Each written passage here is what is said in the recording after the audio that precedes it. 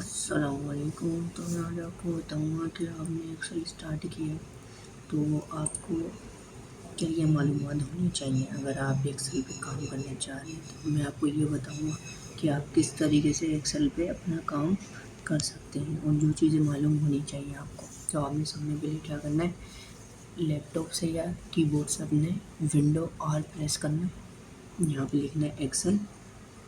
ठीक है, एक्सेल लिखने के बाद आपने इसको इंटर प्रेस करना है, ओके करना है। यहाँ पे एक्सेल की वर्कबुक खुल गई। ये खुलने के बाद आपने लिखा हुआ आ रहा होगा ब्लैंक वर्क बुक, आपने इसको सिलेक्ट करना है।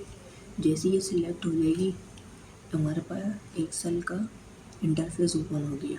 ठीक है, आपको ये मालूम होना चाहिए कि एक्सेल पे मैं आया हूँ, काम करूँगा।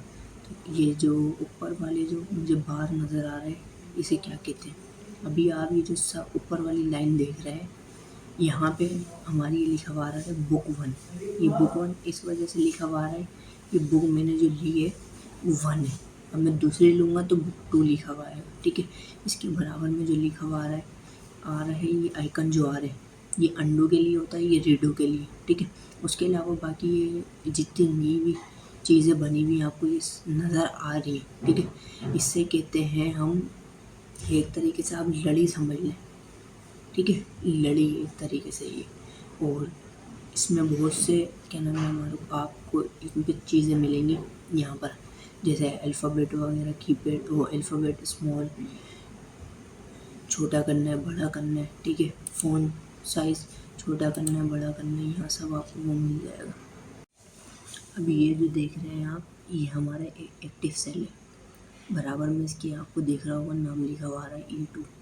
तो बेसिकली ये नाम इस वजह से लिखा हुआ आ रहा है, जिस सेल पे मैं जाऊँगा इसे सेल कहते हैं। ठीक है, मैं कहीं भी जाऊँगा यहाँ मुझे नाम बताता रहेगा। अभी जैसे ये A5 आया, ए रो का 5वां नंबर। ठीक है, A5 ये कहलाता है।